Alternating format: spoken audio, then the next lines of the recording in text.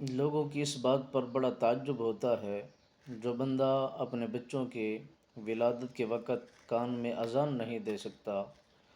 اور پھر انہی بچوں کی بلوغت کے بعد نکاح نہیں پڑھا سکتا، اگر گھر کے اندر کسی کا انتقال ہو جائے تو جنازہ نہیں پڑھا سکتا، اور وہی بندہ علماء پر ہٹ کرتا ہے، علماء پر باتیں بناتا ہے اور علماء پر اعتراض کرتا ہے، اسے اپنے گھر کے ماحول کی خبر ہی نہیں ہے۔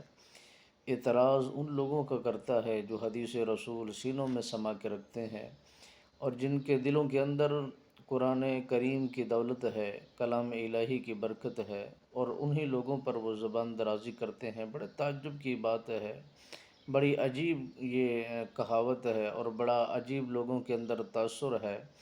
کہ علماء کے متعلق اور پیچھے بھی کھڑے ہوتے ہیں، اعتراضات بھی کرتے ہیں۔ کتنا گھٹیا یہ